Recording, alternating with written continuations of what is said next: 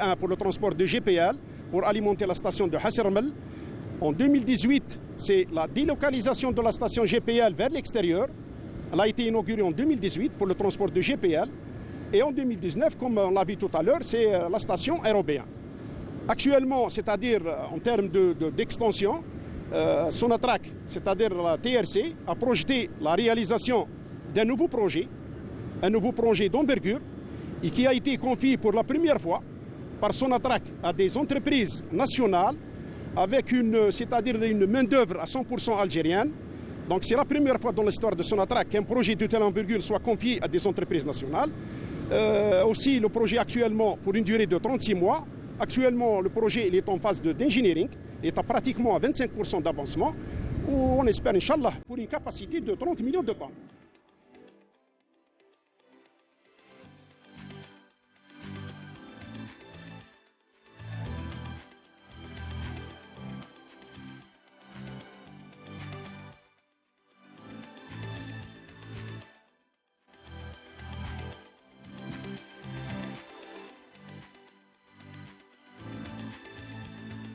J'ai recruté à Hod al-Hamra en 2017. J'ai un diplôme en master en énergétique. Notre travail ici, c'est assurer la bonne exploitation de la station et détecter des anomalies dans la station. Véritable poumon de l'Algérie, la région de Hod al-Hamra demeurera ce facteur déterminant dans l'essor économique du pays.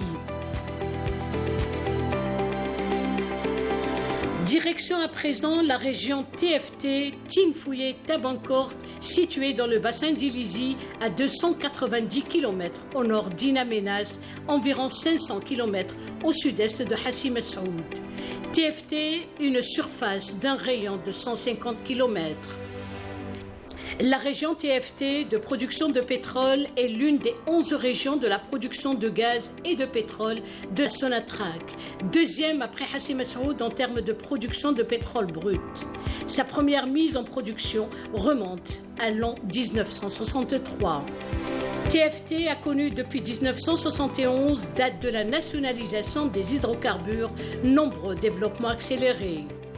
Par le forage de plusieurs centaines de puits et la réalisation de 24 centres de traitement répartis sur toute la région, plus la construction de projets structurants, à savoir 2 projets stratégiques ont été réalisés par Sonatrach entre 1978 et 1980. Une centrale électrique qui assure l'autonomie en énergie électrique de la région jusqu'à présent. La réalisation de 3 stations d'injection d'eau pour le maintien de la pression du gisement.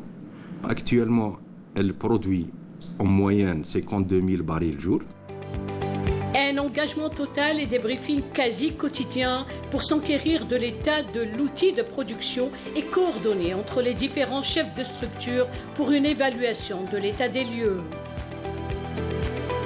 Parmi les activités de la région TFT figurent les opérations au puits, le but étant récupérer et améliorer la productivité des puits à travers l'application de diverses techniques de pointe appropriées. La pompe à balancier, plus connue sous le nom de tête de cheval, en est un procédé performant. La direction régionale TFT a les modes de production conventionnels. Donc, on a le mode de production éruptif, mode en production gaz lift, mode de production avec ESP et le mode de production avec Sakharov pumping units.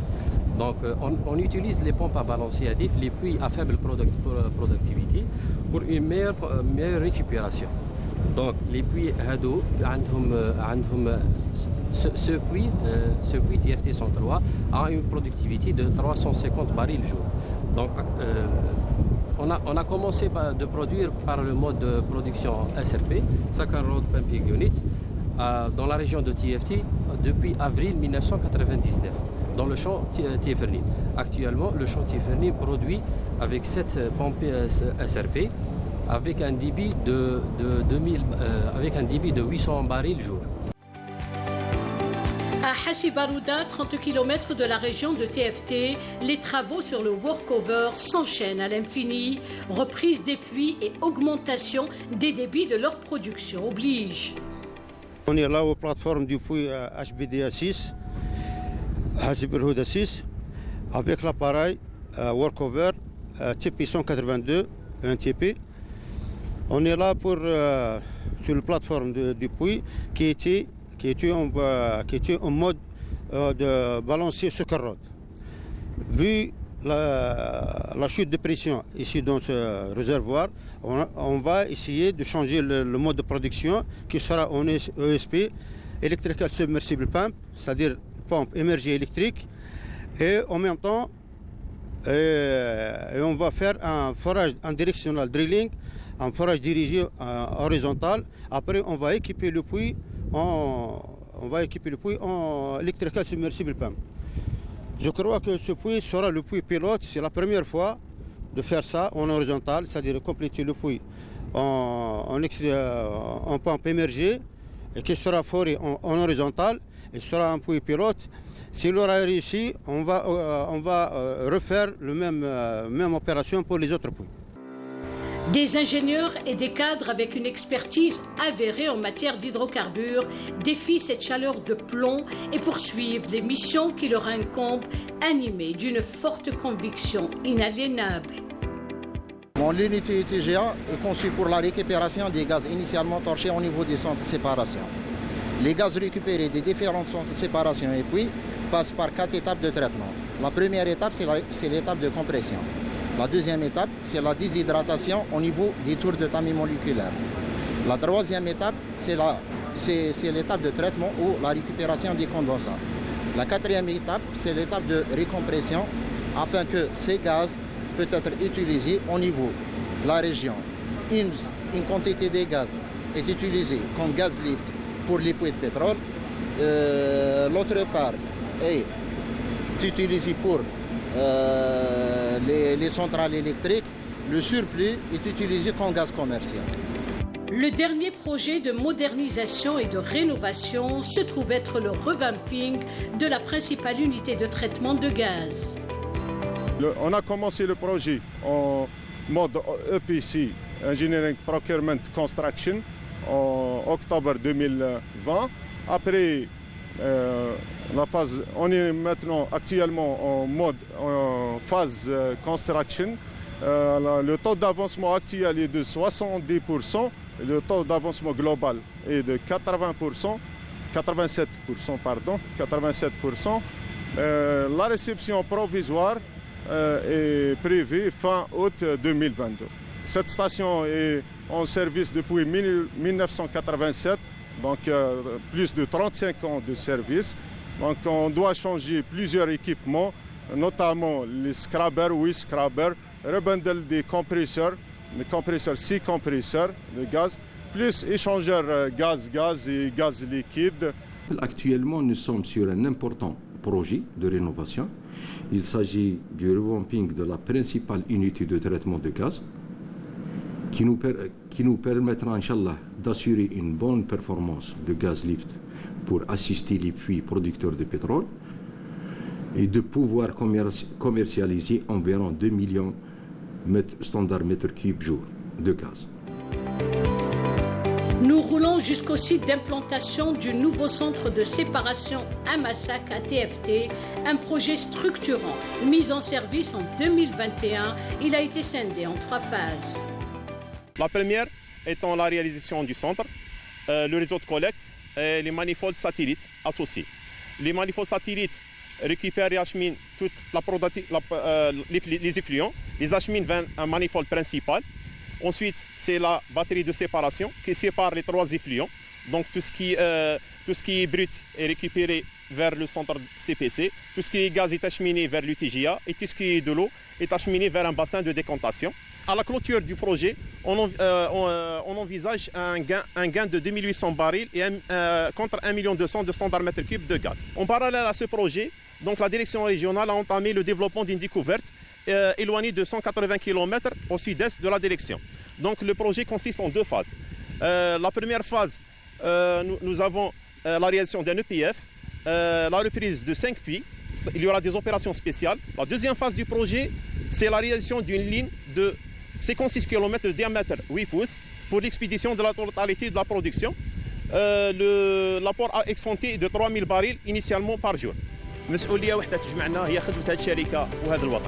À noter qu'un délai de réalisation de 12 mois pour la première phase a été réduit à 9 mois grâce aux efforts consentis par les équipes de la région TFT, division production et filiale, Honneur, Oanet, toujours relevant de la région d'In Amenas, à 350 km du chef-lieu de la wilaya d'Ilizi, 1470 km d'Alger, la capitale. Par un vent du désert extrêmement chaud, nous parvenons en premier lieu à visiter le manifold du champ gazier. Sa particularité, le gaz est acheminé vers l'usine de traitement, le CPF, via un seul pipeline. Donc actuellement, on est sur le champ d'Oranet, qui est un champ gazier, exactement sur le manifold M33, qui est constitué, comme vous le voyez, de plusieurs puits. Cette méthode qu'on appelle le cluster consiste à forer dans un même endroit différents puits. Ces puits ils sont de profondeur de 3000 à 4000 mètres de profondeur et la direction des drains ils sont déviés ils ont de différentes azimuts, nord, est, sud, ainsi de suite. Et le gaz il s'achemine à travers ces têtes de puits via des pipes qu'on appelle les flow lines. Ils vont se collecter au niveau du manifold et à partir de l'arrêté, il sera expédié via un pipe vers le CPF. Le champ d'Oanet fut découvert en 1960 par le puits Oanet 101 foré par l'exploitation pétrolière CEP. La découverte du champ d'Oanet s'est réalisée en 1960 par les deux sociétés, par les deux compagnies d'exploitation pétrolière CEP et Krebs. La direction régionale est née en 1977 suite à la décentralisation du district d'In Amenas. Donc, juste après la nationalisation des hydrocarbures, Oanet est devenue une direction régionale. Par rapport à cela, elle a commencé à produire des hydrocarbures liquides. En parallèle, quelques découvertes ont eu lieu, mais elles étaient principalement liées à des réservoirs de gaz. Cependant, vu le nombre important de réservoirs découverts riches, saturés en gaz, Sonatrach a opté pour la valorisation et l'exploitation de ces gisements de gaz par la création et la réalisation d'une unité de traitement de gaz appelée CPF. Donc aujourd'hui, cette unité a débuté à produire du gaz en 2003. Le complexe industriel comporte plusieurs unités. On cite principalement l'unité Inlet Facility, où il y a la séparation physique du gaz brut. On a aussi le boosting, où il y a la compression du gaz dévonien. On a l'unité de décarbonatation pour la réduction du taux de CO2 du gaz ordovicien. On a les deux trains de traitement d'une capacité de 10 millions standard mètres cubes chacune. Et on a une unité de compression et expédition du gaz sec et on a une unité pour le stockage et expédition du GPL et condensat stabilisé. Au sein du site industriel d'Oanet de production gazière de l'activité exploration-production de Sonatrach, un projet de récupération de gaz associé est en voie d'achèvement. On a recensé un déclin important. Donc Sonatrach a opté pour maximiser la production en joignant les deux nouveaux projets qui sont le projet de Tinhert et le projet de récupération des gaz torchés, des gaz associés au niveau des centres d'huile. Sur ces projets sont réalisés en effort propre par Sonatrach avec un personnel à 100% algérien. Là encore, c'est tout un personnel à pied d'œuvre pour le bon déroulement de tout le process. Un seul mot d'ordre, servir son pays, quelles qu'en soient les conditions.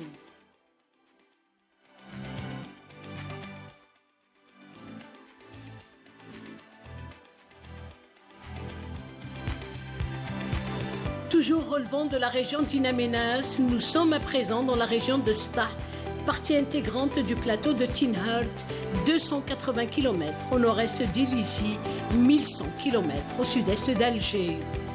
Nous entamons notre visite par le périmètre d'Al-Rar, plus précisément l'unité de séparation et de boosting SBF, mise en service en 2018. Objectif principal, pallier la déplétion du gisement d'Al-Rar afin d'assurer une exploitation du CPF aux conditions requises pour traiter le gaz des champs d'Al-Rar.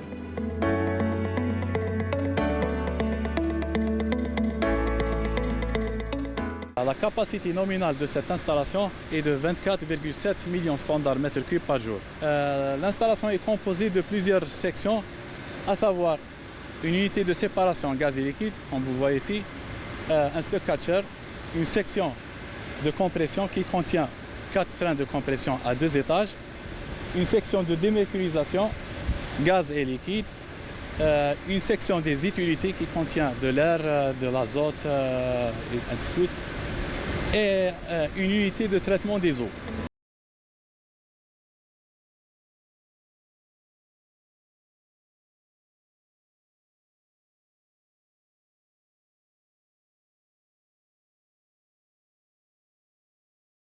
Conformer aux exigences du décret exécutif 14-349 de 2014, fixant les conditions de mise en conformité des installations des hydrocarbures réalisés avant 2005, la direction régionale STAH a décidé de réaliser le projet de réinstrumentation pour mettre à niveau les systèmes de commande et de contrôle de l'usine.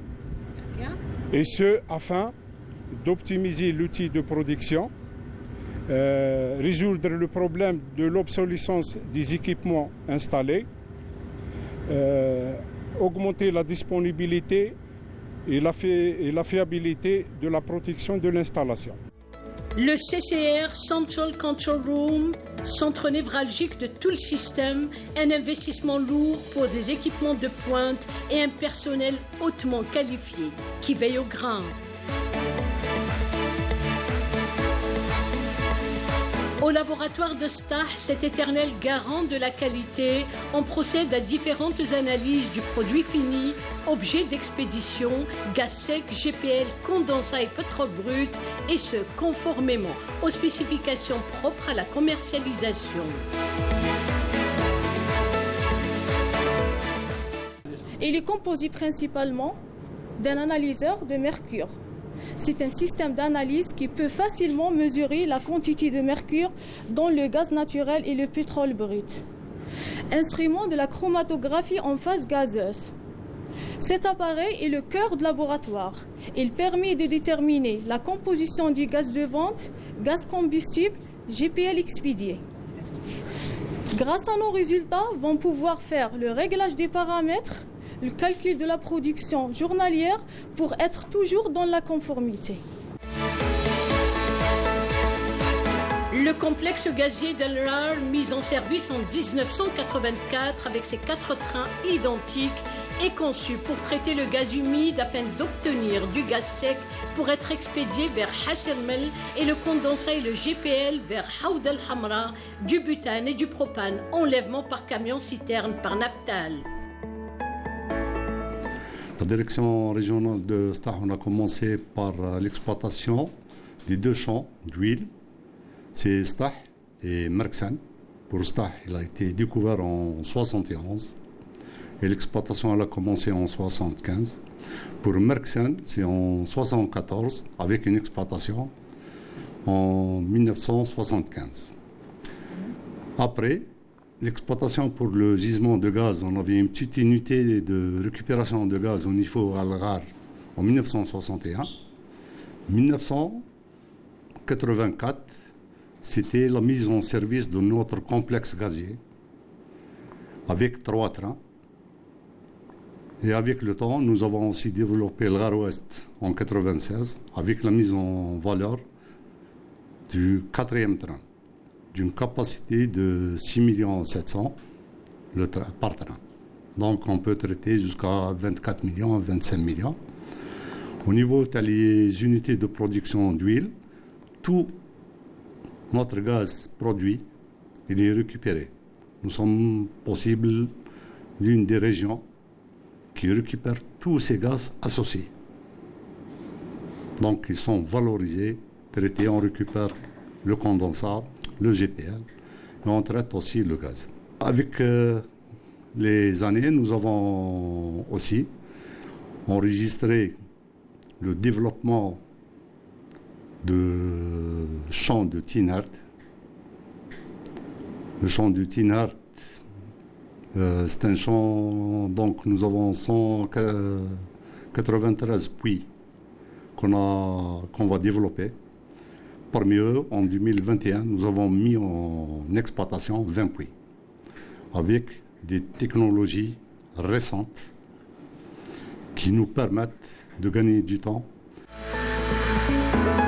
En vue d'une exploitation efficace et performante des puits, le système de monitoring et de contrôle à distance des puits et manifolds de gaz. Une visibilité en temps réel de l'état des puits. On intervient jour et nuit sur les puits éloignés du champ de Tinhart.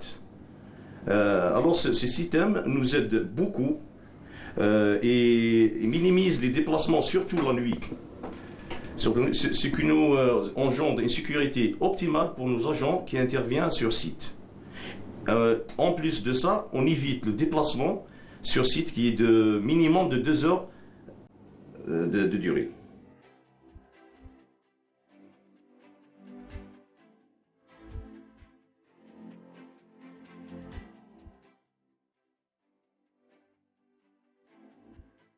Une technologie à même d'assurer le contrôle d'accès à distance pour tous les puits et manifolds, une manière de sécuriser toutes les installations éloignées.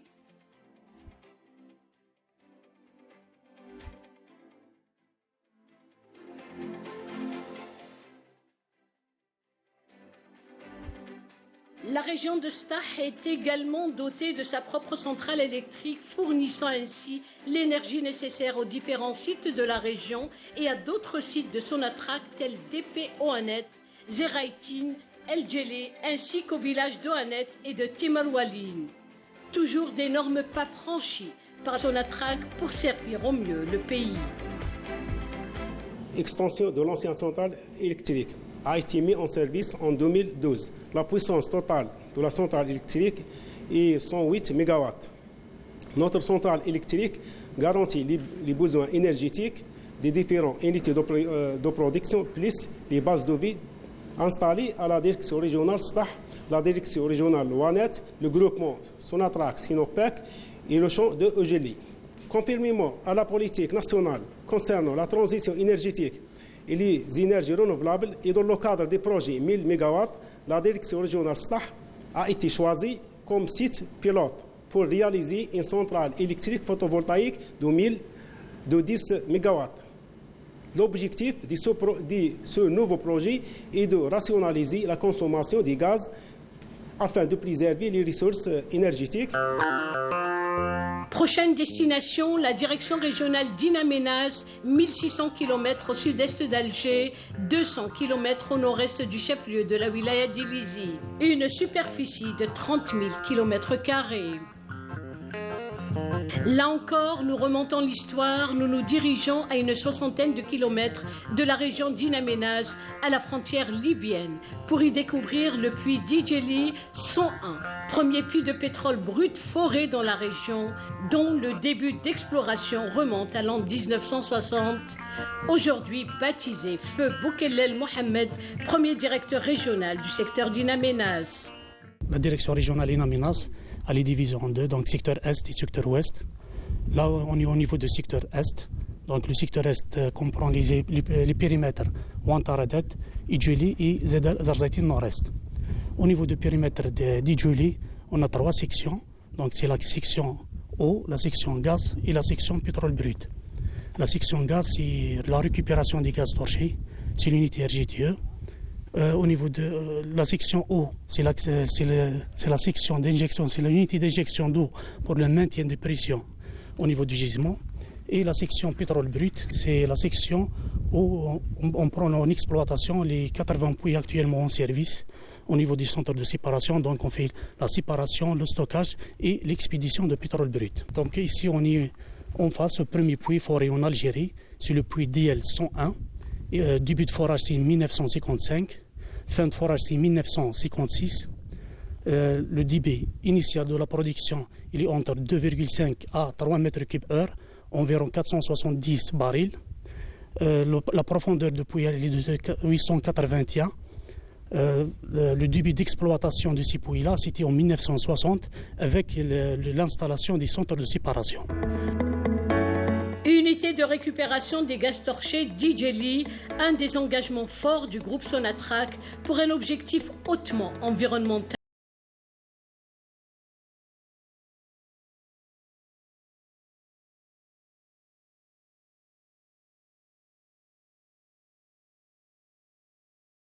L'activité consiste à la récupération des gaz torchés. Ça rentre dans le politique de l'entreprise, dans le zéro torchage, qui a pour but l'élimination de torchage au niveau de toutes les régions. Dans le cadre de la signature de l'accord de Kyoto, donc on a réalisé cette unité qui consiste en la récupération, la compression et la déshydratation des gaz torchés. Les récupérer au niveau des centres de séparation. De jeunes cadres fraîchement diplômés veillent au bon déroulement du process. Lilia Belahdid, jeune ingénieur totalement engagé, veille au grain. J'ai fait le relevé extérieur des paramètres. Les paramètres les plus importants, c'est les paramètres d'aspiration, de refoulement ou la température de la colonne de régénération de glycol. Très bien. Mais ici, donc, on vérifie est-ce que c'est les mêmes paramètres affichés à l'extérieur et à l'intérieur.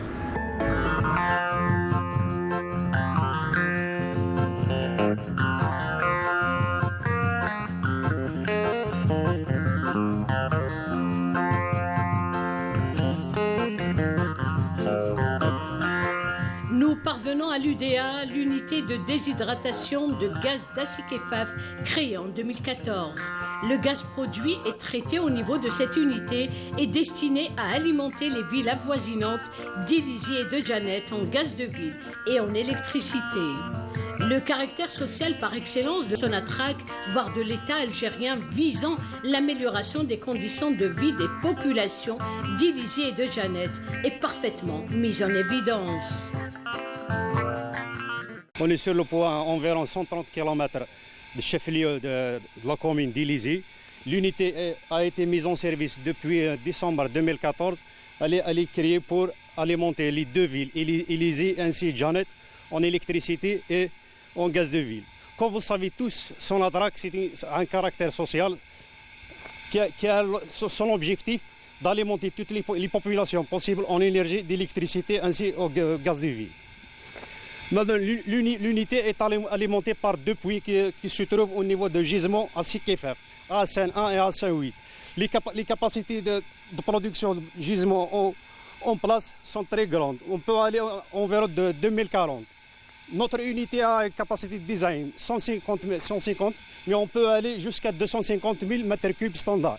Nombreux projets stratégiques sont en cours de réalisation dans un but d'optimisation de la productivité.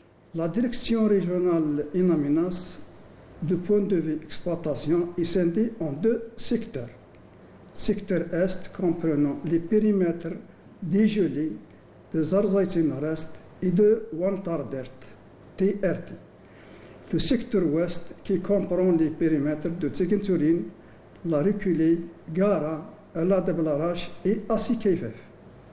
La région d'Inaminas est à vocation huile, dont la production journalière moyenne est de 10 000 barils jour, avec 140 puits producteurs d'huile, 42 puits injecteurs d'eau, 2 puits producteurs de gaz et 20 centres de traitement de stockage et de pétrole et de gaz. Le premier projet concerne le développement du gisement des périmètres de la Dablarach par le forage de nouveaux puits et des opérations de workover. Et la mise en place d'un réseau gaz lift qui est en cours dont la réalisation est confiée à l'entreprise nationale JCB. Le deuxième projet est la récupération des gaz torchés du périmètre de Tsiguen-Turin et la reculée. Cela entre dans le cadre des engagements de Sonatrach pour un objectif de zéro torchage d'une part. Le dernier projet est la réalisation d'un gazoduc 12 pouces reliant Tsiguen-Turin à Assikifef sur une distance de 109 km. Le périmètre de Tsiguen-Turin au secteur ouest de la région d'In Amenas, le centre de séparation et de stockage de pétrole brut, nouvelle acquisition de bacs de stockage.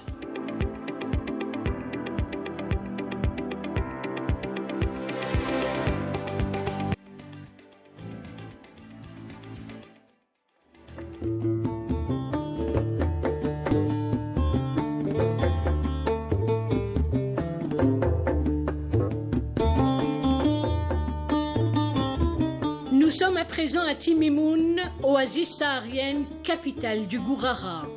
Le groupement Timimoun Jetim, environ 600 km au sud-ouest de Hassermel, 250 km au nord-est de la ville d'Adrar et à presque 200 km de la ville de Timimoun. Le volet HSE, hygiène, sécurité, environnement, un facteur clé pour la préservation des personnes et des biens, l'amélioration continue de la performance HSE constitue le fer de lance du groupement Jetim. Le groupement Timimoun, un site gazier du sud-ouest de l'Algérie entré en production en 2018, sa vocation, la production, le traitement et l'expédition du gaz naturel. L'usine est conçue pour une production de 5 millions standards mètres cubes jour de gaz brut.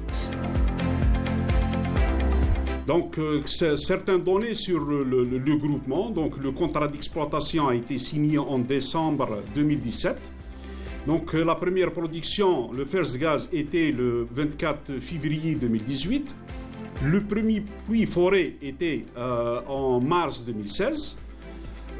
Donc, la production cumulée jusqu'au mai 2022, elle est de 5,47 milliards de gaz brut et de 4,5 milliards de gaz export. Donc le groupement est constitué par 3 partenaires principaux, donc, qui sont Sonatrach à 51%. Il y a TEPA, la filiale de Total Energy, de 37,75%, et CIPSA Algérie SL de 11,25%. Donc le périmètre de Timimoun englobe 8 gisements. Donc ils sont Barouda, Barouda Nord, Afilis, Hassiakour, Drina, Iraren, Iraren Sud et Abiot que vous avez visité. Ici, on est au niveau du CPF de Timimoun. Donc, elle est entrée en production le 24 février 2018 avec une capacité de 5 millions de standards mètres cubes jour. Donc, notre process en fait consiste à traiter le gaz. Le traitement, on commence par à collecter le gaz au niveau du slug catcher. Ensuite, on passe à la démercurisation. Par la suite, une compression où on augmente en pression. À la suite, on fait la décarbonatation, pour enlever le CO2 et la déshydratation. Et enfin, comme dernière action, c'est l'expédition via GR5. Des interventions sur chantier, sur installation de surface s'effectuent régulièrement sur puits. Abiot 3, un des 29 puits de production. Un contrôle régulier est à même d'assurer la pérennité de l'outil de production et de sécuriser l'acheminement du gaz vers le complexe. Les 29 puits sont répartis en 5 manifolds. Le puits, comme vous le voyez bien, c'est des puits équipés pour assurer la production contrôlable, sûre et efficace. Tous les puits GTM sont dotés par des caméras et accessibles à partir de la salle de contrôle. Donc, tous nos puits sont contrôlés à partir de la salle de contrôle, plus l'énergie solaire pour assurer l'alimentation des installations. Après le CPF, unité de traitement de gaz, la nouvelle base de vie demeure la structure la plus importante de GETIM et pour cause, elle représente un acquis pour les travailleurs du groupement et répond aux orientations de Sonatrach en matière d'amélioration des conditions de vie de son personnel au niveau des bases de vie du Sud. Inaugurée en 2021 par le PDG de la Sonatrach, Tawfiq Hakkar, elle est constituée d'espaces de loisirs et autres annexes réalisés conformément aux normes en vigueur. Confort et bien-être des travailleurs obligent.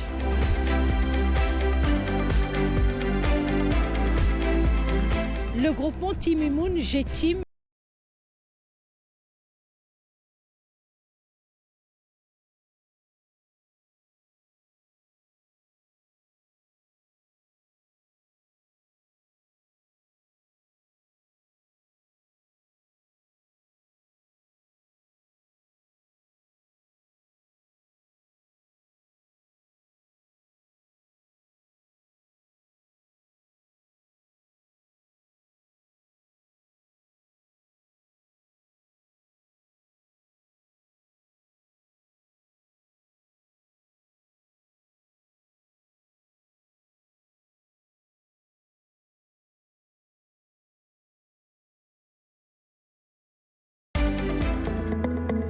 Dernière virée dans notre périple, la région de Hassermel dans la wilaya de l'Arwat, 550 km au sud d'Alger, la capitale, abritant le plus grand gisement de gaz naturel du continent africain.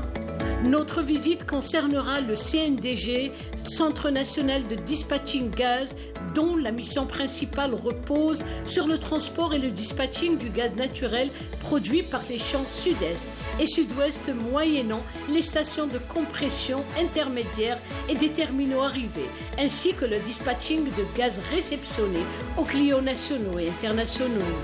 Nous avons le sud-est, dont 13 champs injecteurs injectent dans le STC, appelés JR1, JR2, JR4 et JR6. Donc c'est des gazoducs, des autoroutes de gaz, c'est des gazoducs qui prennent départ de Al-Arar et arrivent à Hassermel. C'est des 48 pouces, c'est des diamètres importants et il s'appelle JR1. Donc le premier gazoduc s'appelle JR1. Il a été construit en 1985. Il avait une capacité de 5 milliards de mètres cubes par an. Il était renforcé en 2000 par le JR2 et en 2016 par le JR4 et à la fin par le JR6. Donc 4 gazoducs dans le Grand Erg oriental. Ils sont dotés de 5 stations de compression. La force de la compagnie, sa ressource humaine, des femmes et des hommes d'une loyauté exemplaire, décidés plus que jamais à reprendre le flambeau. J'étais la première femme au niveau de ce centre et ça m'a fait un grand plaisir. J'ai pensé au début c'est pas facile pour s'adapter, mais finalement j'ai trouvé l'aide et surtout l'encouragement auprès de mes responsables et mes collègues de travail. Mon rôle exactement, c'est suivre la qualité et le contrôle bien sûr, et la maintenance. C'est l'essentiel pour assurer un bon comptage. On a moyennant des analyseurs très sophistiqués et des instruments comme le débitmètre et le chromatographe. Et pour mesurer ou minimiser les risques, on utilise les comptes du max.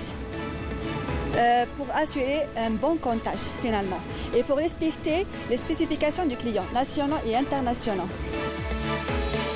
L'activité transport par canalisation TRC vise principalement à assurer le transport des hydrocarbures depuis les pôles de production au sud vers les pôles de demande et de transformation au nord, à savoir marché national et exportation. Nous avons des clients internationaux comme le Medgaz et le GM, Enrico Mattei, et nous avons les clients nationaux, c'est les GNL. Et nous avons aussi Sonelgaz. Donc, c'est nos clients, on leur transporte le gaz. Bon, nous assurons la liaison entre les producteurs et l'utilisateur. Nous avons aussi un contact avec DP Hassermel. Il y a 5 modules, module 0 jusqu'à 4. Eux aussi nous fournissent le gaz, en plus de celui qui est ramené du sud-est et du sud-ouest. Donc, c'est le rôle تاعنا. Et nous assurons le dispatching en respectant les nominations des clients et la qualité. Le gaz qui vient au centre provient de Hasselmel. Hasselmel, c'est parmi les plus grands champs gazés au monde entier. Le deuxième provenance, c'est le sud-est d'Algérie, via les gazoducs GR1, GR2, GR4, GR6. C'est de Rar, de champ Al-Rar jusqu'à Achanan. Il y a troisième provenance, c'est la provenance de l'association Ain Salah Gaz, BP Sonatrach Statoil. Et le quatrième provenance, c'est la provenance du sud-ouest d'Algérie. C'est le gaz à 100% Sonatrach, c'est les champs de GR5, ce qu'on appelle les champs de Regan, Timimon et Touat Gaz. C'est bon. Ce centre, c'est le noyau. Donc ici, on alimente la plateforme technique des complexes de Skikda via 3 gazoducs, le JK1, le JK2 et le JK3. Donc c'est des gazoducs de 40 pouces, 42 pouces et 48 pouces, d'une distance de 575 km. Et aussi, il y a 3 gazoducs qui partent de CNTG vers l'Italie via la Tunisie et la Méditerranée. C'est le JO1 qui a été mis en gaz en 1982. Il a été suivi par le JO2 en 1987 et suivi par le JO3 en 2010. Donc ces 3 gazoducs d'une capacité de 33 milliards de mètres cubes par an qui alimentent l'Italie via la Tunisie. Donc nous avons sur le centre de l'Algérie le JJ1 qui alimente le marché national, tout l'Algérois. Et nous avons sur l'Est le JZ0, le premier gazoduc qui a été construit en Algérie. Et sur l'ouest algérien, le JZ0, le premier gazoduc qui a été construit en Algérie, qui a alimenté dans l'époque la première usine en JPL au monde, dans la Camel. Le réseau TRC s'est considérablement densifié au fil des années sur le territoire national. Aujourd'hui, il s'étend sur près de 22 000 km, dont 53% sont dédiés au transport du gaz naturel.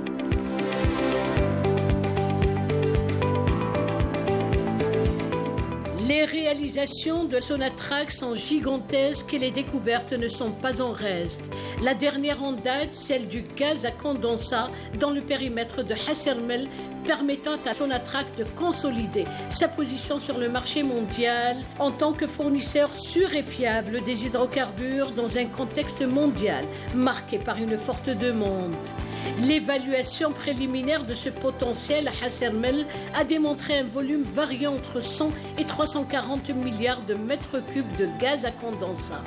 Ces volumes constituent l'une des plus grandes réévaluations des réserves des 20 dernières années.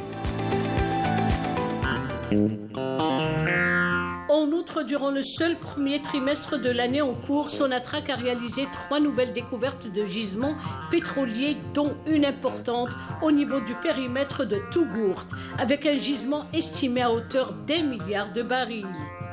En somme, entre 2020 et 2022, pas moins de 35 nouvelles découvertes d'hydrocarbures ont été enregistrées, dont 34 en effort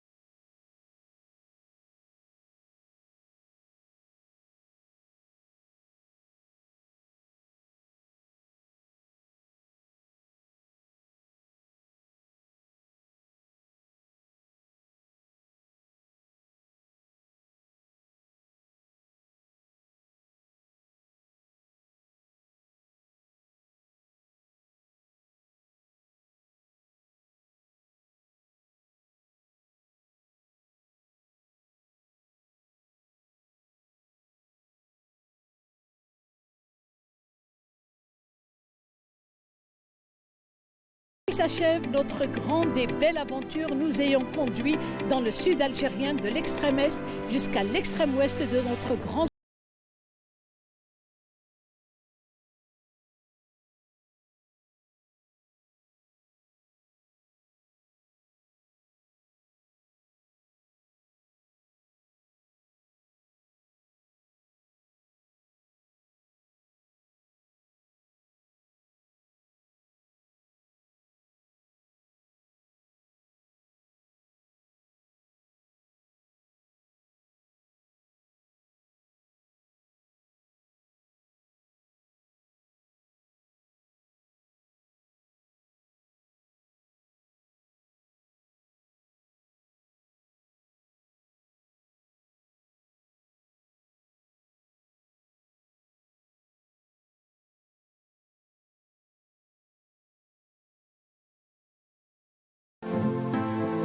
Nous informons nos téléspectateurs que les changements des paramètres de réception de Canal Algérie de A3 afin de continuer à recevoir nos programmes sur le satellite Astra 19.2 degrés Est sont comme suit.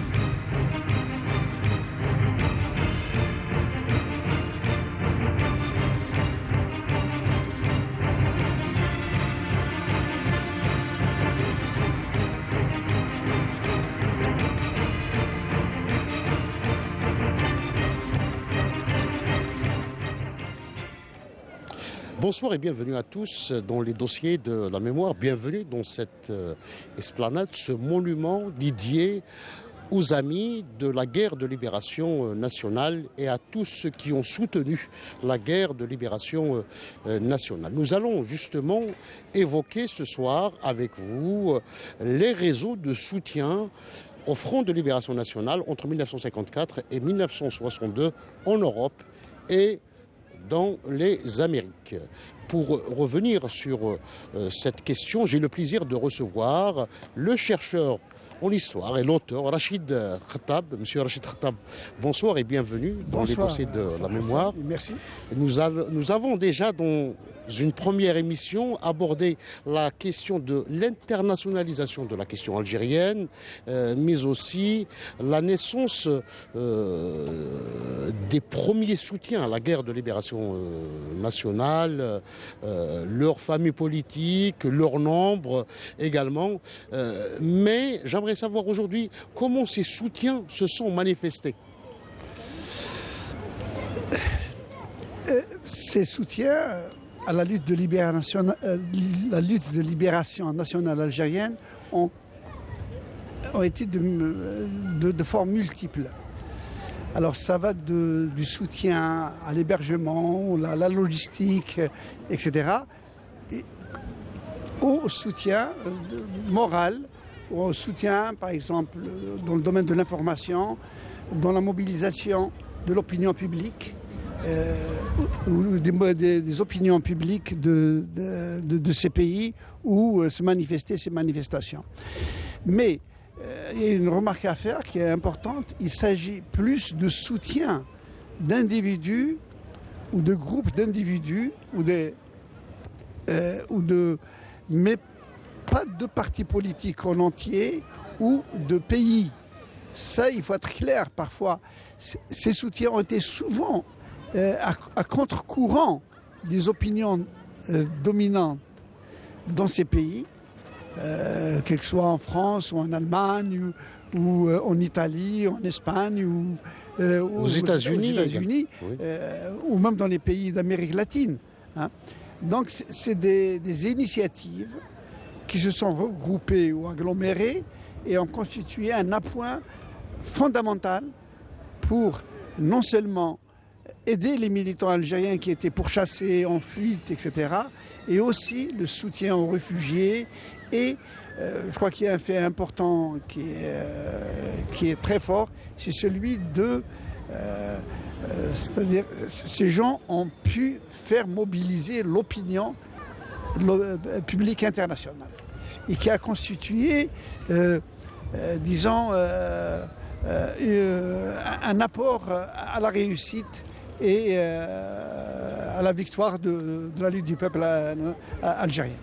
Vous êtes parmi les chercheurs et historiens qui considèrent que les frères arabes donc, ont soutenu à travers les États, c'est les États arabes qui ont soutenu la lutte de libération. Oui. Effectivement. Contrairement donc aux pays occidentaux, aux Amériques également, n'est-ce pas? Exactement. C'est-à-dire qu'il y a comme une forme de soutien, comme on dit, organique, oui, comme parlent certains sociologues, des pays arabes à la cause algérienne. Ça a été quelque chose qui allait de soi. Et c'était des soutiens d'État. C'est-à-dire l'apport de, par exemple, un pays comme l'Irak qui a budgétisé l'aide à l'Algérie dans son pays, dans ce qu'on appelle dans sa loi de finances, etc. Ou des pays comme la Syrie, l'Égypte ou l'Arabie Saoudite, etc. Ça, c'est automatique, c'est-à-dire c'est une solidarité, voilà. Mais il existait aussi d'autres soutiens dans les autres pays d'Asie, aussi en Indonésie ou au Pakistan, etc. Hein, même dans les pays de l'Est, de l'Europe. Mais ça a été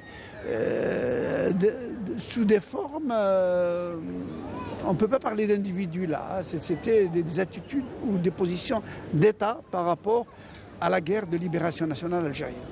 Tandis que dans les pays occidentaux, hein, et aux États-Unis en général, il y avait des justes, il y avait des gens qui étaient épris de liberté, qui n'ont pas lésiné sur les moyens et des sacrifices aussi dans leur aide au peuple algérien. Monsieur Rachid Khattab, revenons maintenant à la constitution des réseaux de soutien à la guerre de libération nationale. Comment ces réseaux ont germé? Comme on l'a signalé dans l'émission précédente, cette question d'internationalisation, elle était présente dans l'action politique des nationalistes algériens. Et l'avènement du 1er novembre et la guerre de la lutte de libération a montré qu'il y avait besoin d'internationaliser un peu plus cette lutte et de chercher des soutiens à travers le monde. Donc, et l'endroit le plus qui était le plus indiqué, le plus important, où il y avait une forte présence algérienne, c'était le territoire français. Oui. Et en plus, il y avait, comme on le sait, la Fédération de France du MTLD déjà auparavant, oui, puis celle du FLN. Et donc il y avait ce besoin, premièrement, d'organiser les Algériens de la communauté qui était présente en France, les ouvriers, etc. C'est la première des choses. Et la seconde, c'était de chercher à travers les esprits anticolonialistes en général des soutiens pour les Algériens, en cherchant de l'aide matérielle et autres, de la littérature, etc. C'est-à-dire d'alerter l'opinion publique française sur ce que faisait l'État français en Algérie, par la répression, etc. Et là, il y a, comme vous savez, il y a une succession de chefs de la Fédération de France, commencé par Saleh Louachi au début, puis le Bdjaoui, et à la fin il y a Omar Boudaoud qui prend la relève. Et les militants algériens du FLN étaient pourchassés par la police française, etc.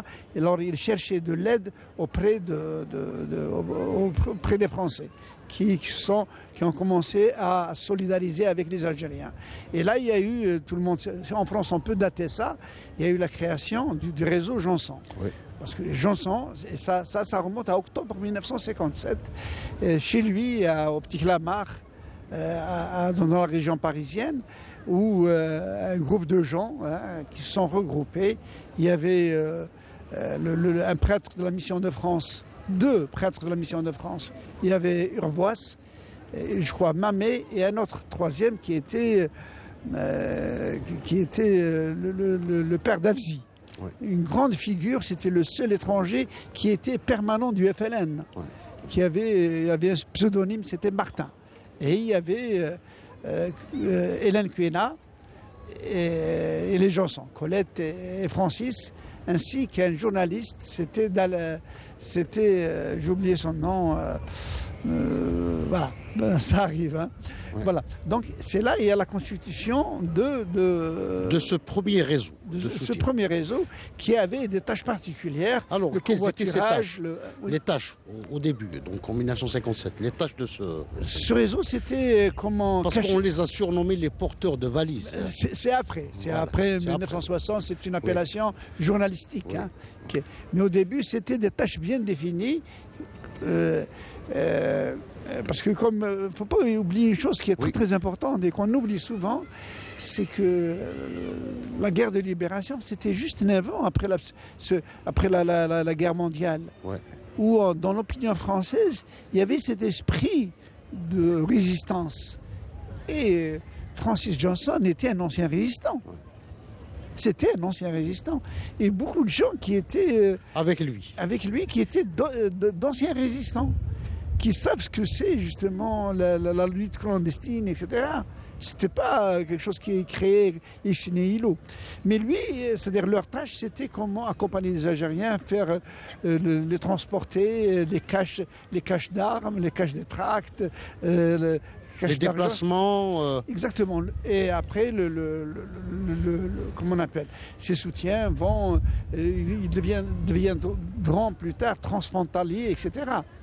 Et là, en 1958, avec l'arrivée de Omar Boudaoud comme chef de la Fédération de France, il va prendre contact avec Francis Janson et son groupe. Alors, lui, Francis Janson, il avait ses entrées un peu partout, parce qu'il ne faut pas oublier que c'était... Il était à la tête d'une revue très, très suivie par l'intelligentsia française. Exactement. Voilà. Il était le directeur de la revue Les Temps modernes. Et c'était le spécialiste de Sartre. Oui. C'est-à-dire qu'il était le grand courant philosophique du moment à l'échelle internationale. Ouais. Donc il y avait tout un réseau d'écrivains, tout d'abord. Exactement. Et c'était le monde, surtout le monde intellectuel, etc. Et ça a été... donc il s'est appuyé sur ses connaissances un peu, et ils se sont élargis, etc.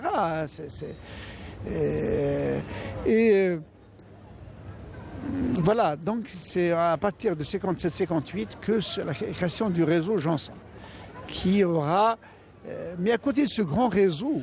Il va y avoir un autre réseau. Oui, mais déjà, il était un peu à l'échelle nationale française. Oui. Mais il y a d'autres qui étaient des réseaux locaux. Oui. C'est-à-dire à Lyon, il y avait le réseau Boéglin, ou du côté de Marseille. Oui. Donc chaque chef de région en France avait ses propres réseaux locaux, oui. Où il y avait, comment on appelle, il y avait la clandestinité, puis le cloisonnement, hein, les gens ne se connaissaient pas, oui. C'est juste des surnoms, etc. Mais un réseau très efficace, très très efficace, qui a donné du fil à retordre aussi à la police française, mais des gens qui avaient risqué gros. Ah oui. Parce que se faire attraper, c'était... Parce que le service action était sur leurs traces. Hein. Ah oui, rappelez qu'ils se cachaient derrière la fameuse main rouge, mais c'était le service action de l'investigation à l'époque. Et non seulement ce réseau qui était unique, pas uniquement en France, mais il avait, comme je vous ai dit, qui traversait les frontières. selon les besoins. Par exemple, des militants algériens qui étaient pourchassés, ils partaient en Allemagne et donc ils avaient besoin d'aide. Donc il fallait les faire traverser les frontières, donc, etc. Ou bien... Et c'était quelque chose vraiment... Et à partir de 1958, avec l'installation de l'opération Chal, etc., en Algérie, les Algériens voulaient justement créer un franc, comme vous le savez, en France. Justement, c'était au mois d'août 1958, c'est l'ouverture du second franc. Du second franc, il y a une grande polémique et un grand débat justement sur est-ce qu'on allait ouvrir ce... Et finalement, il n'y a pas eu beaucoup, à part Morpiane ou quelques coups d'éclat, les gens, le FLN finalement a renoncé à faire c'est-à-dire de la guerre totale, disons, en France. Parce qu'ils avaient peur de choquer un peu d'affaiblir ces réseaux de soutien. Ces réseaux, parce que les réseaux, ils essayaient de gagner l'opinion française. Oui. Et ils avaient peur que ça se retourne contre justement l'acquis, le capital qu'ils ont gagné au prix surtout des milieux, des différents milieux français. Hein. Ça a été un moment très, très particulier. Alors, il y a un deuxième réseau, M. Rachid Khattab, c'est le réseau Curiel également, oui, qui était important. Important, il viendra à partir en 1960. Oui. Parce qu'en 1960, comme vous savez, il y avait un démantèlement un peu du réseau Janson. Beaucoup de gens ont été arrêtés, etc. Et donc, Janson était obligé de se mettre à l'abri. Et il fallait trouver un successeur, une suite. Curiel, qui était lui d'origine égyptienne, qui était un internationaliste, était déjà dans le réseau du FLN. Du FLN. Exactement. Et lui, Curiel, comme vous savez, il était un enfant de banquier égyptien, c'est grâce à lui et son petit réseau, sa femme et d'autres, qui faisaient le transport des fonds de la Fédération de France, toutes les cotisations de l'immigration, il arrivait à les faire passer en Suisse, parce qu'il avait un réseau de connaissances dans le système banquier. Mais lui, voilà, donc à partir de 1960, il prend la relève avec une nouvelle équipe qui est toute fraîche, qui n'était pas déjà connue par la police française. Et ces gens-là, comme De Wagen, comme les frères De Wagen, on les appelle le baron parce que c'était d'origine noble. Il y avait Verlet, il y avait lui et sa femme, il y avait, on peut citer quelques d'autres noms, comme Joyce Blow, une autre égyptienne aussi, des femmes d'origine égyptienne, etc., qui ont pris la relève. Mais eux, ils avaient, contrairement à Janson qui ne se mêlait pas des affaires des Algériens, surtout sur le plan politique, c'était une aide ponctuelle.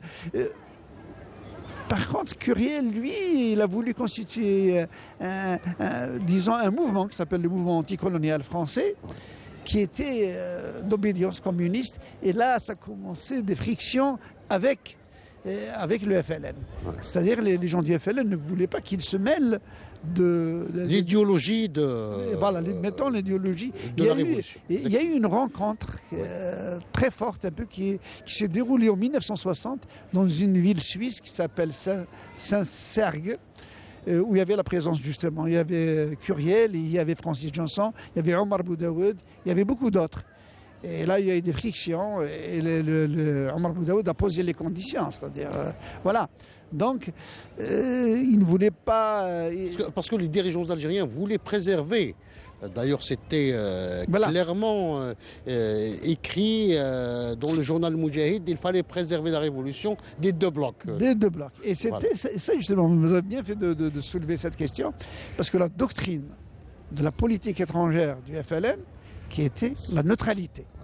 Et je donne 2 ou 3 exemples justement pour montrer cette doctrine qui reste disons la ligne directrice. C'est une ligne directrice, exactement. Directrice justement, jusqu'à présent de l'Algérie. Jusqu'à présent. Vous savez pertinemment que l'UGMA, par exemple, qui était l'Union Générale des étudiants musulmans algériens, elle était affiliée non pas à la Fédération internationale des étudiants d'obédience communiste, mais plutôt les étudiants les libéraux. Hein. Oui. occidentaux. C'est exactement la même chose pour l'UGTA. L'UGTA, exactement. L'UGTA, Oui. qui, elle, a adhéré à la Fédération internationale. Exactement, voilà, et non pas dans la Fédération d'obédience communiste. C'est clair. C'est-à-dire, et dans les querelles, dans les querelles de la guerre froide de l'époque, l'Algérie a maintenu le cap jusqu'à la fin. Et c'est ça, justement, qui a donné la force. Oui, oui, c'est clair. Et d'ailleurs, l'attitude des États-Unis et l'attitude de Kennedy, depuis 1957, avec son fameux discours d'Algerian Speech, etc., c'était clair. Et c'est une particularité un peu de la révolution algérienne. C'est peut-être l'une des rares révolutions nationalistes qui a réussi dans le XXe siècle. C'est l'une des rares. C'est peut-être l'Inde, mais ce n'était pas une révolution armée. Mais les révolutions armées, on connaît le Vietnam, on connaît les autres. C'était souvent des révolutions qui étaient d'obédience communiste. Alors, les autres réseaux, il y a des petits réseaux également en Belgique, en Allemagne, en Suisse. Oui, effectivement. Autour d'avocats, de journalistes, d'éditeurs. Voilà, c'est ça justement l'une des caractéristiques de ce soutien. Je parlais plus de soutien que de réseau, parce que vous savez que la Fédération de France, après 1958, est obligée de s'installer à Cologne, en Allemagne. On n'a pas à Cologne, parce qu'on ne connaît pas la ville. Ils étaient un peu partout. En Allemagne, fédéral. En Allemagne. Quel que soit. Par exemple, vous avez bien fait de citer le cas de l'Allemagne. Voilà, un cas de l'Allemagne où il y avait une politique très forte entre des relations entre, par exemple, De Gaulle et le chancelier Adenauer. Mais Adenauer fermait un peu les yeux concernant les Algériens. Il s'est activé. Il y avait un deal entre les Algériens, la Fédération de France et l'Allemagne. C'est-à-dire que les Algériens n'ont jamais commis d'attentats ou même malgré les provocations de la main rouge, etc. Quand l'avocat Aytassin a été assassiné en Allemagne. En Allemagne, il y avait de grandes figures qui transgressaient les appartenances, par exemple, partisanes. Par exemple, on trouve qu'il y avait les inconditionnels, par exemple, comment on appelle, du soutien en Algérie, comme Jürgen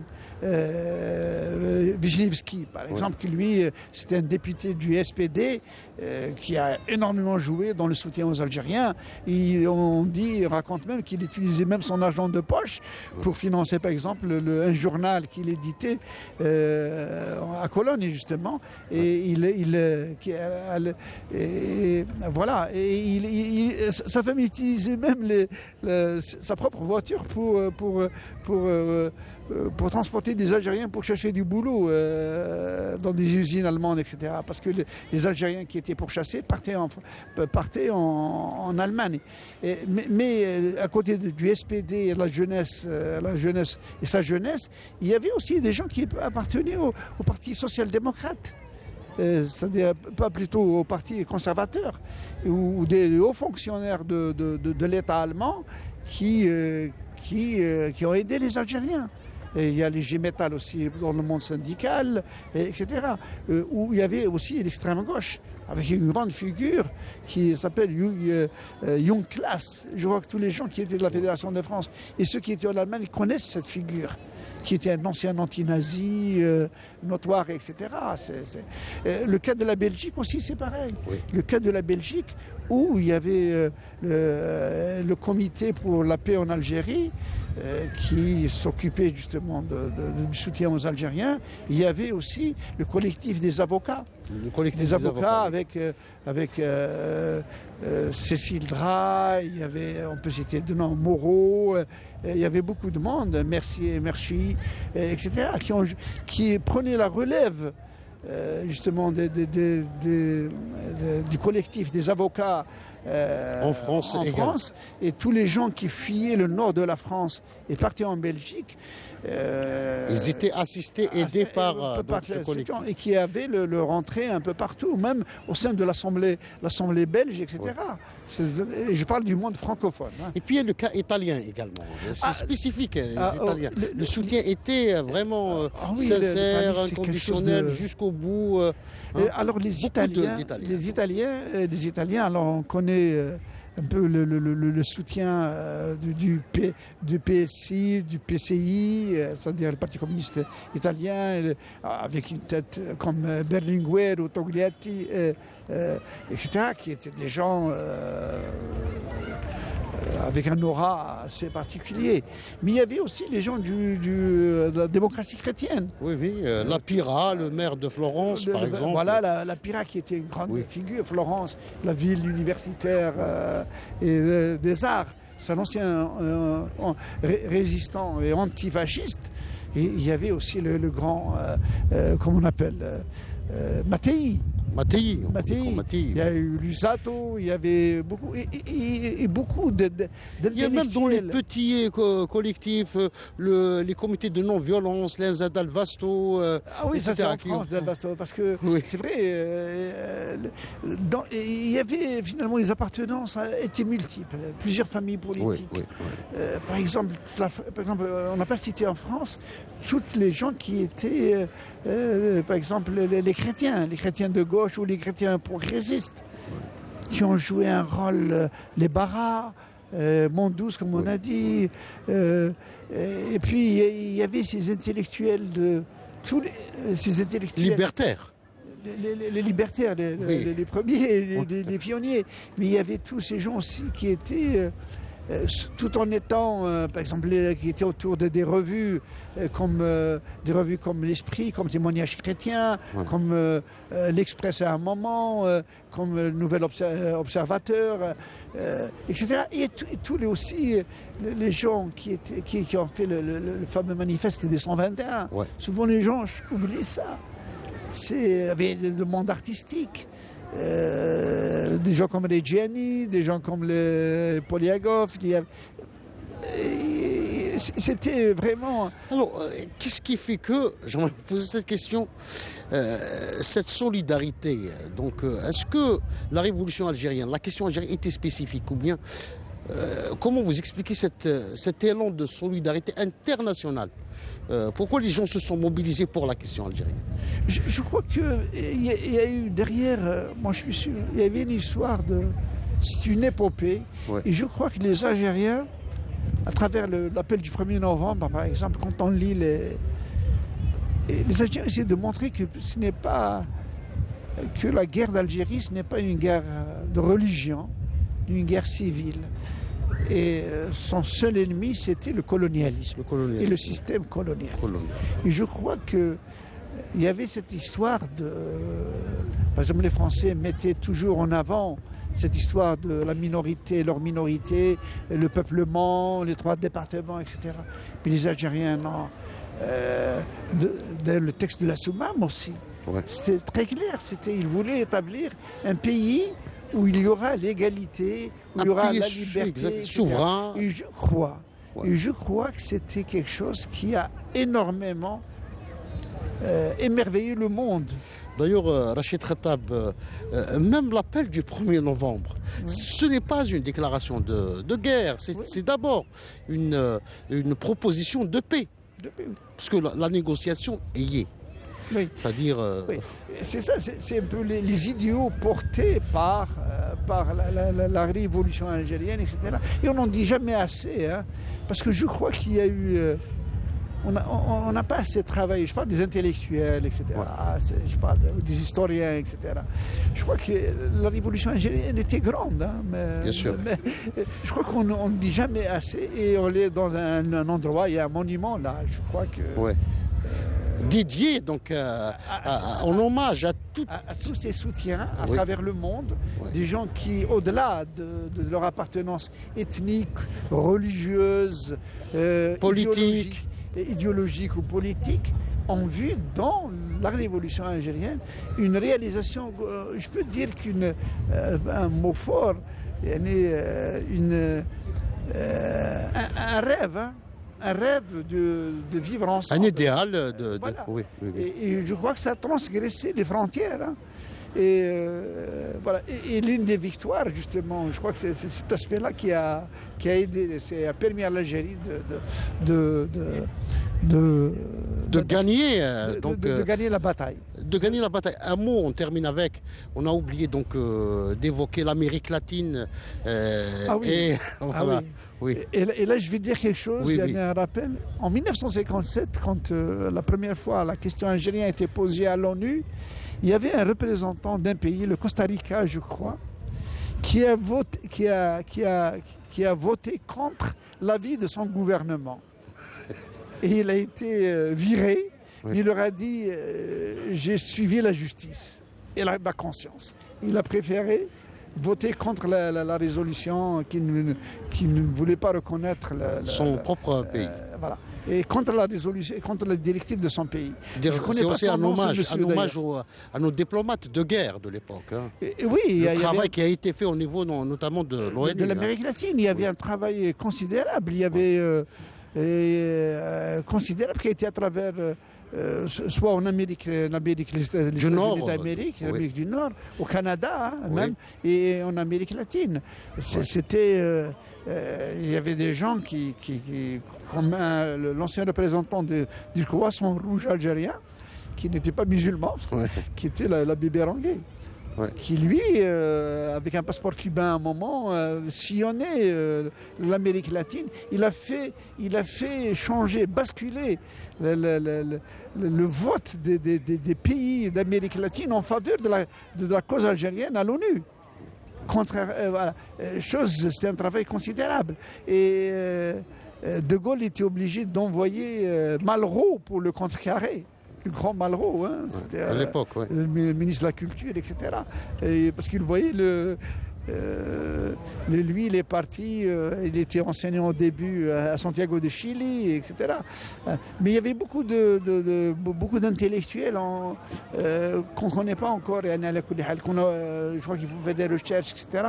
pour voir justement ce qui s'est passé d'une manière détaillée en Amérique latine et l'écho de la lutte algérienne dans ces pays, comme aussi au Japon.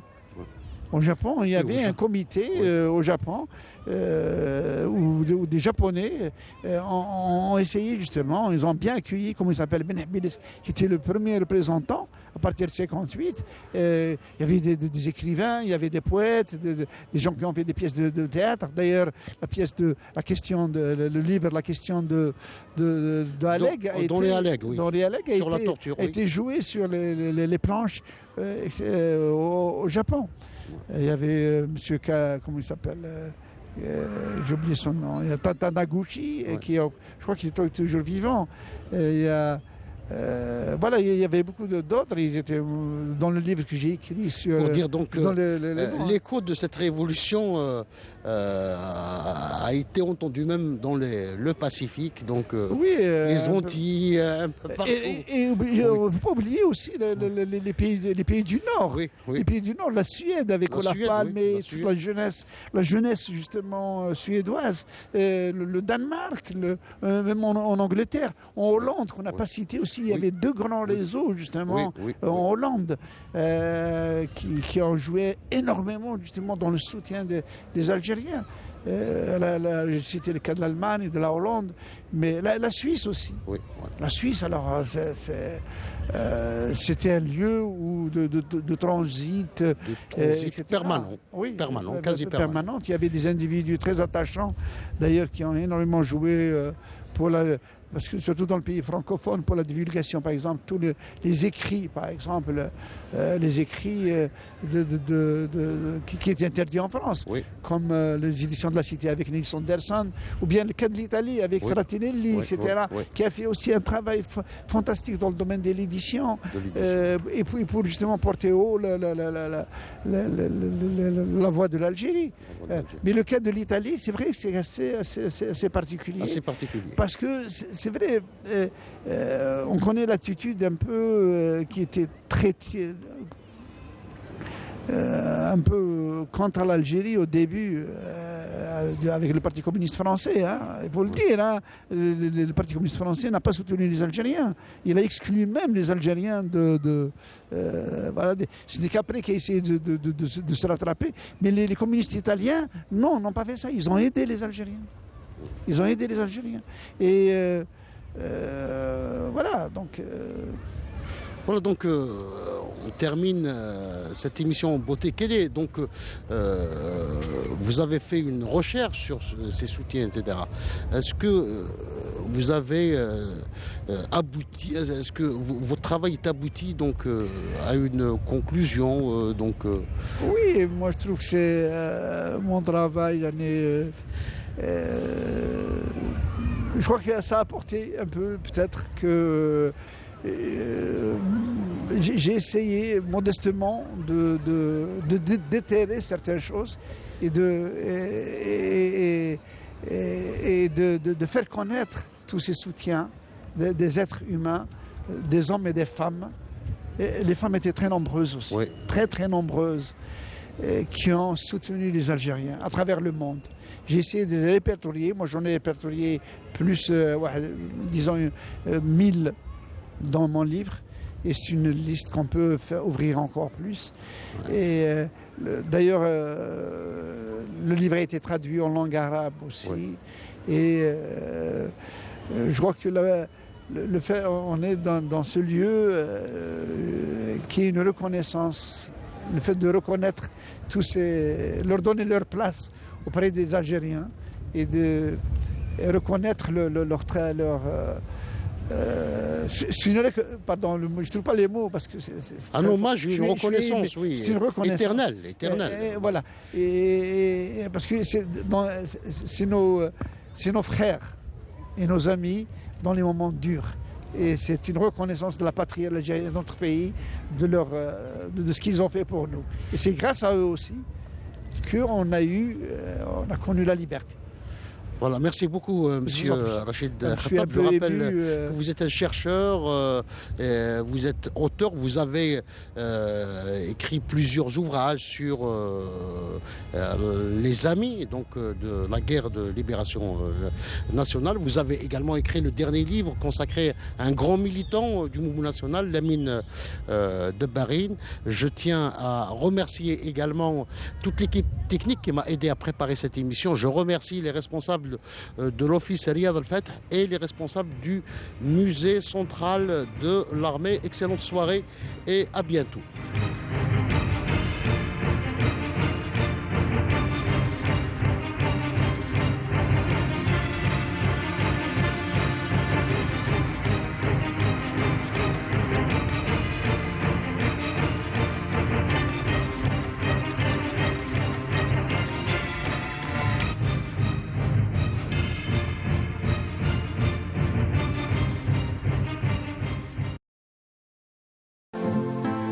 Nous informons nos téléspectateurs que les changements des paramètres de réception de Canal Algérie de A3 afin de continuer à recevoir nos programmes sur le satellite Astra 19.2 degrés Est sont comme suit.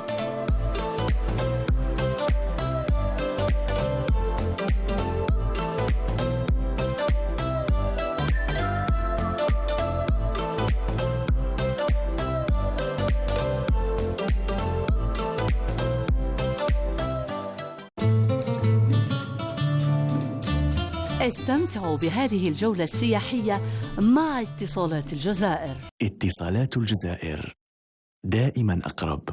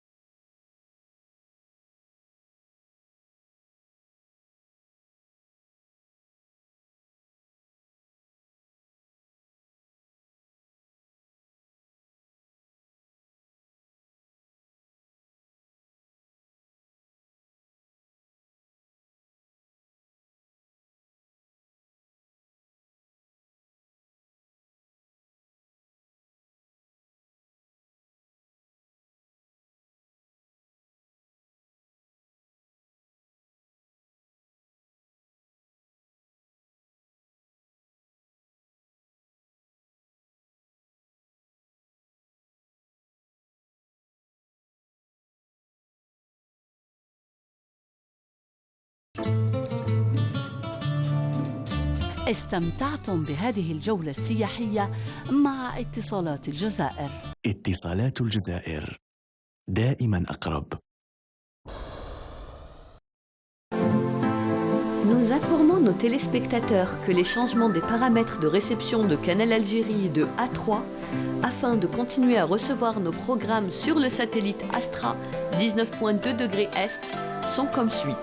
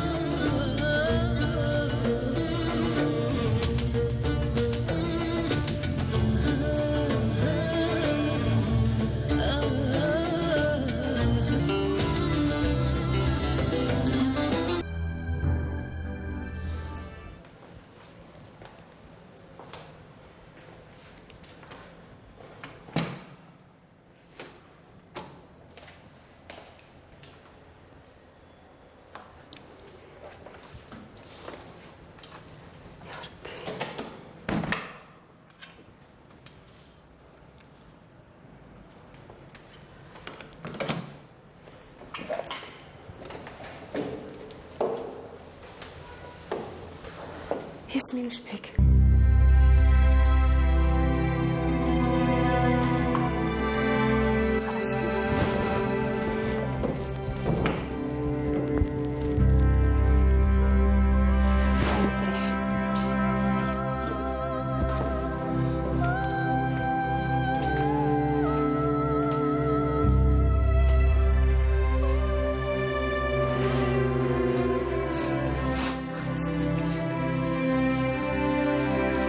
يفرج ربي يسلمك.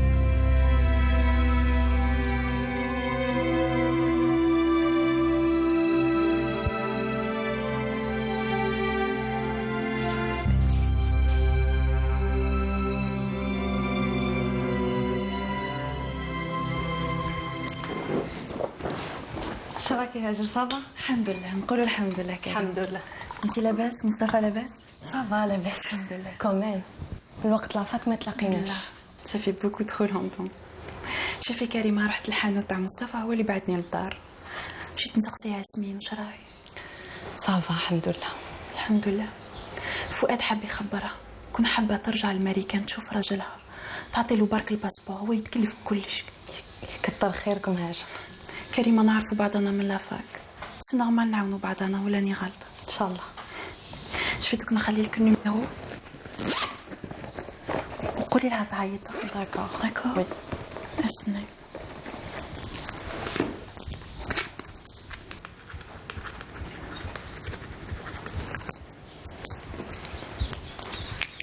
كريمة أنا نروح. ما شربتش حتى قهوة والله زربانة شوية. جيتي هكذا. والله هكذا. هذه رواحية. إن شاء الله إن شاء الله. أيوة بسلامة كريمة. سلام. حبسي ما توصلنيش. خلاص نعرف الطريق. أيوة بسلامة كريمة. ومصطفى هذه علاش بعتها هنا؟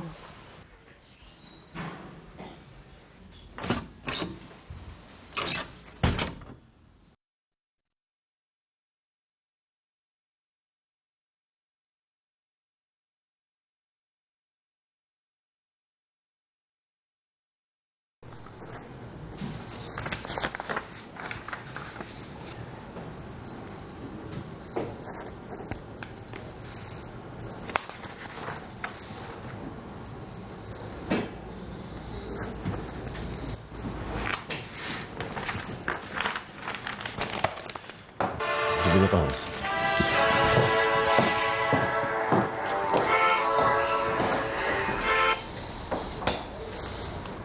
هو جعفر وكي خرجت من المحل وين رحت؟ جاب لك عند من؟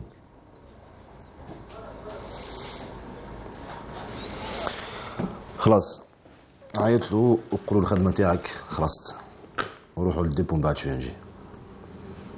صح.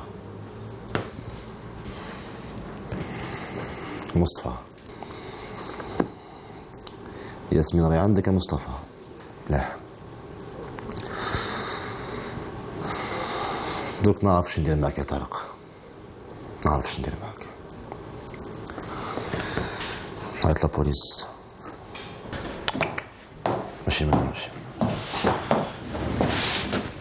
شربها انتيا بصحتك.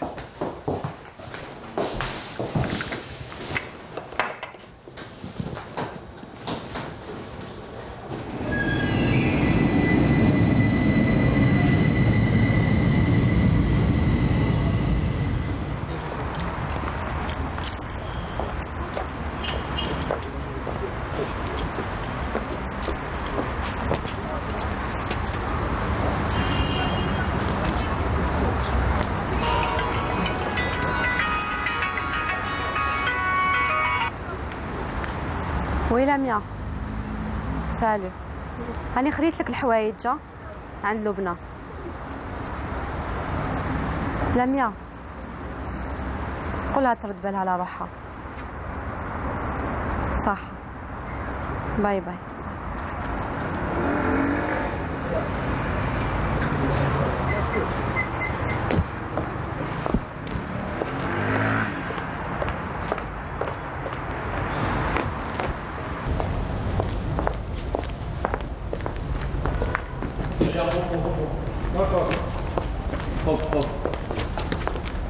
Allez, activo.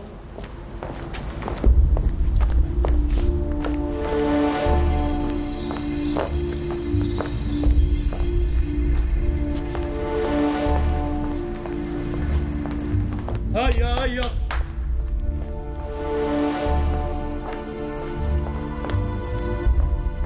الو الشرطة. أنا عمي معكم كريم. أنا عمي.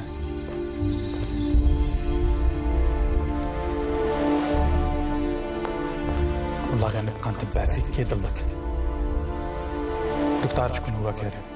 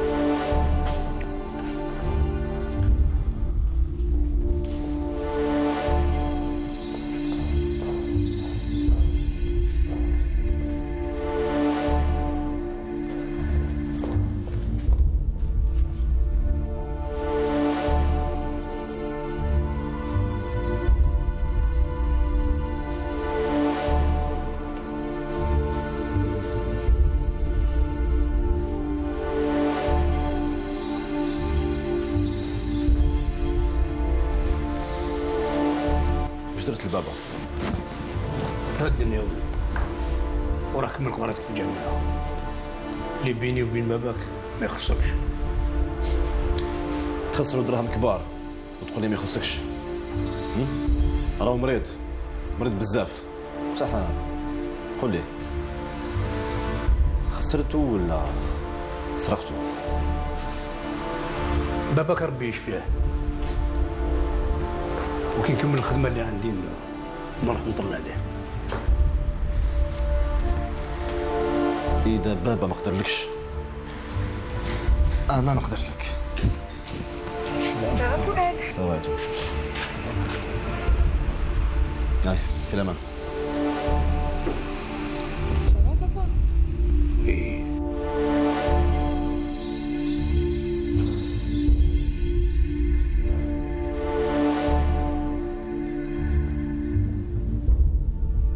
C'est bon نروحو؟ C'est bon. معليش روح كيما فهمتك. اوكي.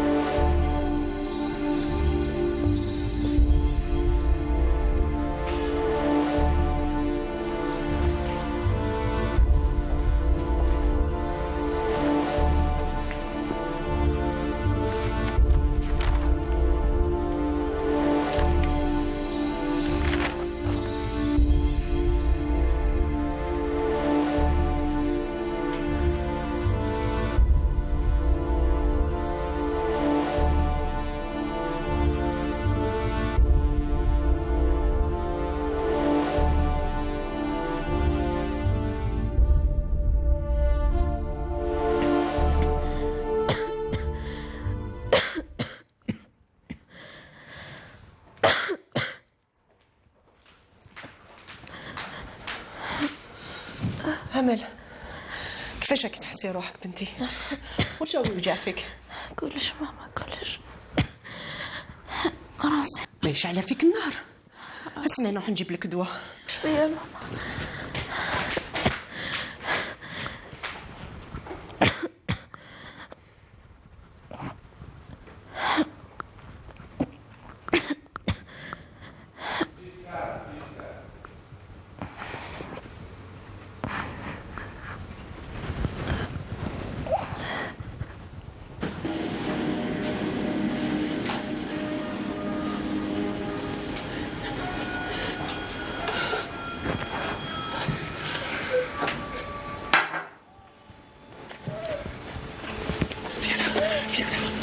رامية وش بيك؟ كتباني مقلقة. لا راني مليحة. وانتي؟ أنا كيما حكيت لك حنهبل ما باش كاع وش يصير علي. هدرت مع أمل، هدرت معاه وهدرت مع خالد، بصح الهضرة معاهم ما فادتش. لازم لي دي بخاف. شوفي سونيا، أنا أمل جو بونس با ديرها بيك وتقعدي انتي خطها. كي اختي، أنا اختي من لحمي ودمي وخبات عليا. مانيش حابة نمرض روحي بلوس كو سا. انتي سمحيلي كترت عليك. سونيا خسر عليك، أنني هنا وقت ما تحتاجيني. بصح قلت حاجة، ولا تحبي خالد سمحي له ورجعي له. لازم من يقول اللي يحب ما يفرط. داكوغ سونيا؟ هلا هو انتي؟ أنا واش؟ انتي يا أخي تحبي خويا كي ساكتة. سونيا ماشي كيف كيف. انت خالد يحبك.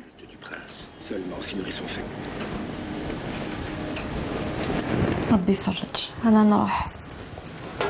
داكوغ. يلا باي باي. نسيت الطاقم قبيله محلوله. ما تخلخيش من داك النساء روحي.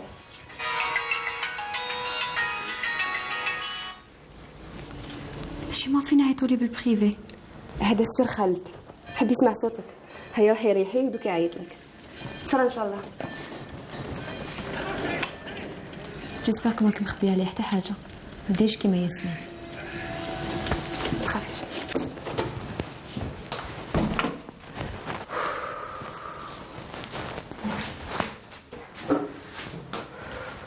ما صرالك والو. انت اللي عيطي لها دوكا ياك؟ ايه انا. وسمعت كلشي واش قالتو؟ قالت لك بلي انا تاني خبيت عليها. صح لميا، لو كان حكيت لها لو كان مانيش هنا اليوم. المهم انا نروح. ياسمين قعدي اليوم باتي وغدوه ربي يفرج. لازم نروح عند مصطفى.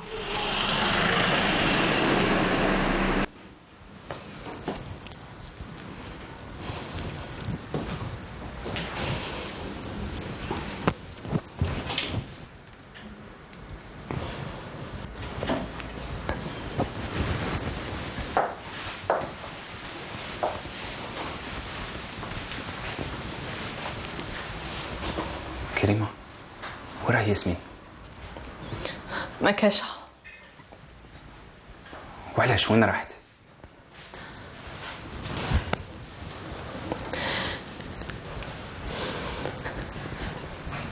جاو لا بوليس يحوسوا عليها.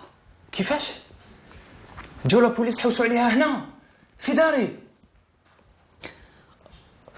وسقسوني على طارق.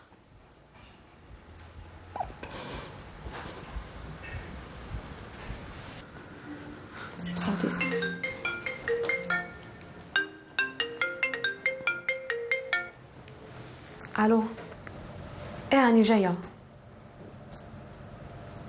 وشنو؟ صح. واش قالك؟ لميا مصطفى قلب لي كاني معسوسه.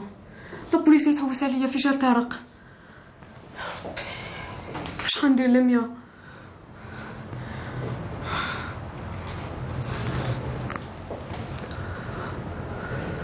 شوفي انت بقاي هنا داري ودارك تي تاني. قاعدي قد ما حبيتي. داكور ياسمين؟ عندي شحال وحده اخرى. خلاص.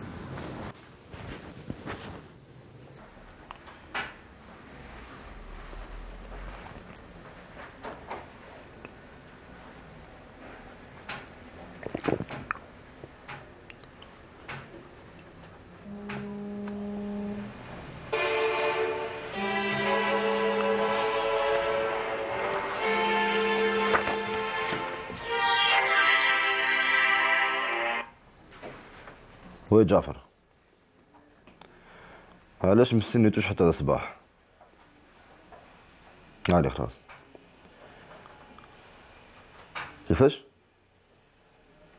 كيفاش؟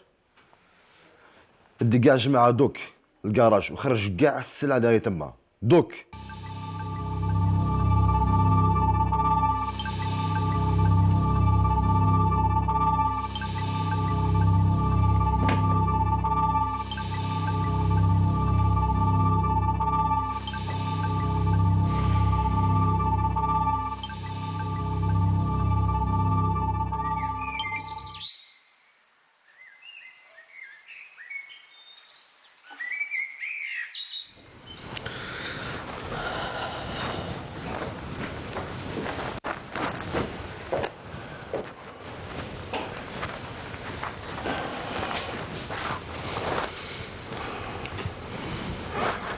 لها الهمة شوية. كيما ما الفتح معها تحبط وتطلع بعد ما قلت برات.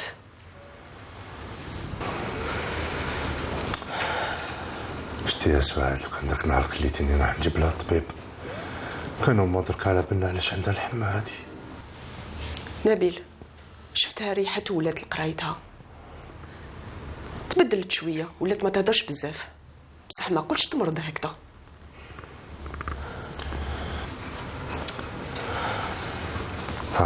انا راح نجيب طبيب ونجي دوك نولي. نبيل نعم. يسجيك ما تبطاش. ما نبطاش دوك نجي.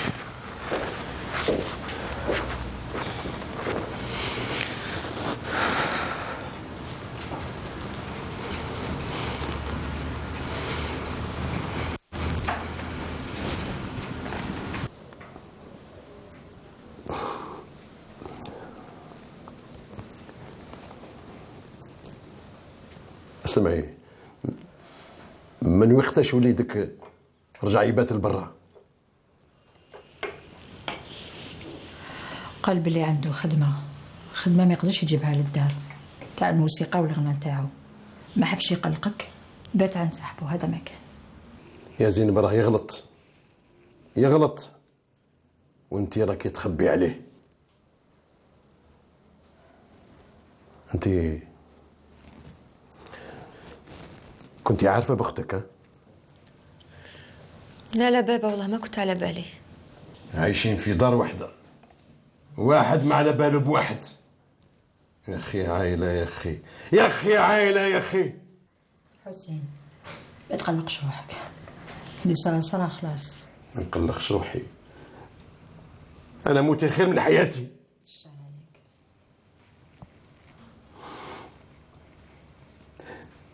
يا ترى وين راهي بنتي؟ واش دارت بنتي؟ واش درت لها؟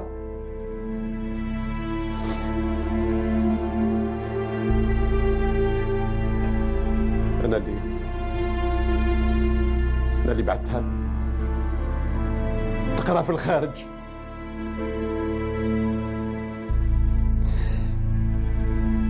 يا ترى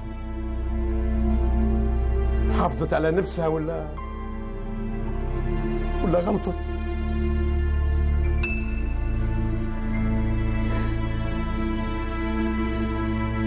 لا حول ولا قوة إلا بالله. يا رب سامحني.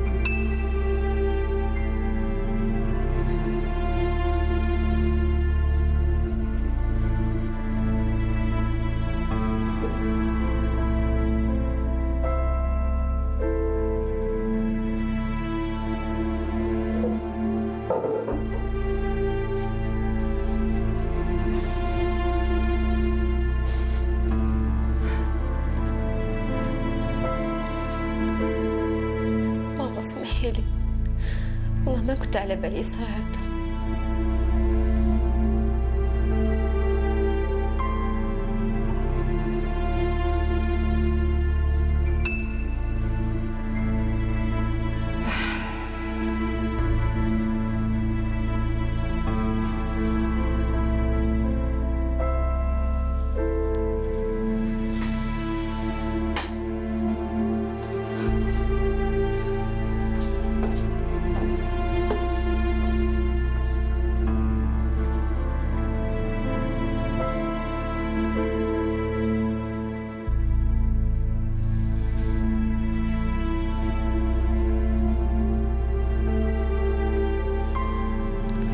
الحمى هادي ما حبش تحبطش، هاي مخوفتني.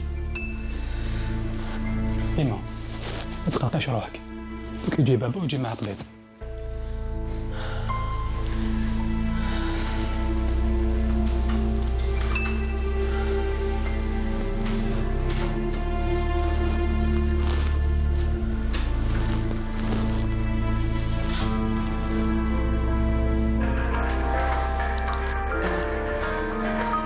أمل بنتي. الو، انا عند فؤاد دوكا. لا البارح انا سنيتك في الكراج، انت علاه ما جيتش؟ كيفاش مصيبه؟ ايوا انا واش دخلني؟ دوكا وليت شريكي. شوف شريكي عايز نقول لك حاجه. انا دوكا اختي مريضه وني مع الدار. يا صاحبي نتلاقاو في الشركه ان شاء الله. صح.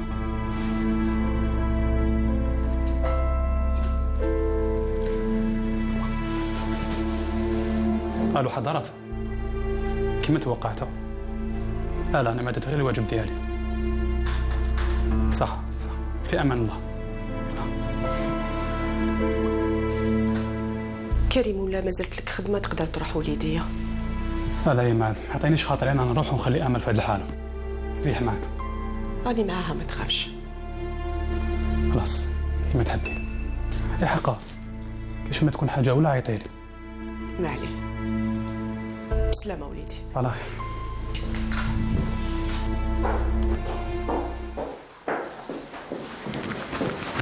فؤاد،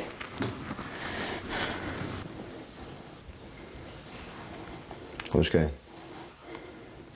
فؤاد قول لي الصح. تبعتني لدار مصطفى وبلغت لابوليس. فؤاد مازالك تغير من طارق؟ حرام عليك.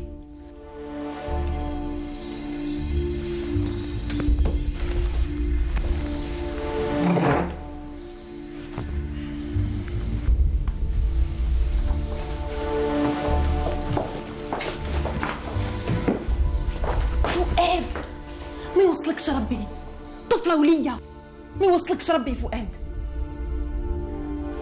راهي هاملة، حرام عليك. انت